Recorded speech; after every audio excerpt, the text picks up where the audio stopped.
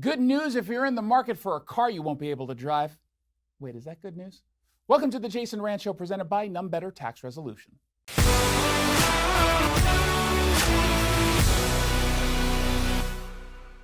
According to an analysis by IC Cars, which tracked over 2 million used electric vehicles and gas-powered cars over a year just to figure out the price trends, a used EV in the Seattle area saw a price drop by nearly 30%, or almost $11,000. Nationwide, that number is around 35%. Now, the used EVs in Seattle that saw the biggest drop? Chevy Blazer. When compared to used car prices, it's not even close. There's no competition. The used car dropped by only about $400 nationwide. So what does this all mean? It means the used EV market is crashing, and for good reason. No one wants an EV, and a whole lot of people want to sell the ones that they own. This is Economics 101. You've got a high supply, but no demand.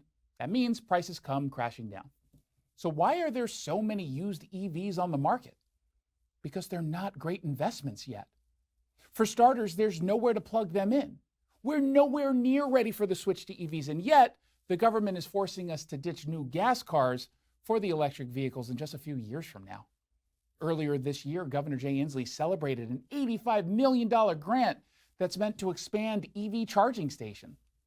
But there's a problem with this. It's a useless announcement.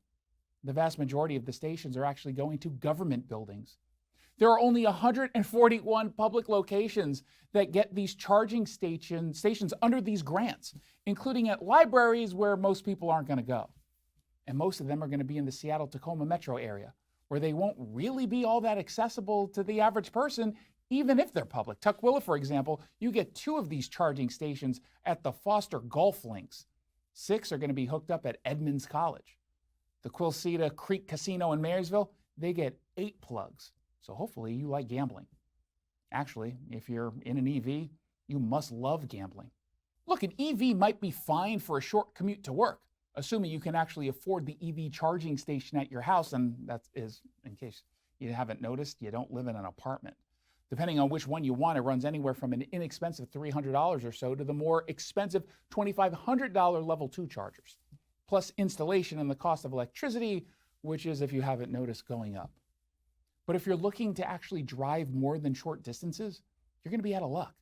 When I drove from downtown Seattle to Cle Elum for a wedding, there was virtually nowhere to plug in. I ended up getting stranded in the middle of nowhere on the way home.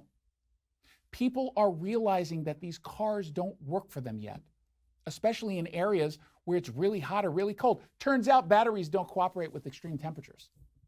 Forcing us into EVs was what caused the short-term bump in EV sales in 2023, the one that was celebrated. But you see, now we're seeing those same EVs on the used car market.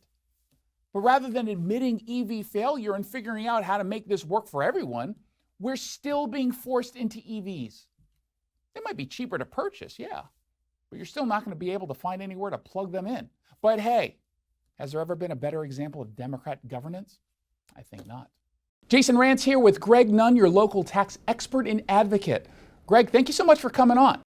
Hey, Jason, great to be with you again and talk about these tax issues. So some folks out there have the IRS calling them nonstop or even coming to their door. What do you recommend they do? You are protected by statute, by law, that when you have representation, they have to deal with your representative. And I am acting in your best interest when I'm dealing with the IRS. And I tell you, you don't want to talk to them, it'll just stress you out. If you're having trouble with the IRS, then call Greg Nunn. Greg might be able to negotiate a settlement for up to 85% off the original amount owed, and that includes penalties and interest. Call Greg Nunn today. Did you like that commentary? Make sure you subscribe to the podcast of The Jason Rand Show. Get it at ktth.com or wherever it is you download your podcasts.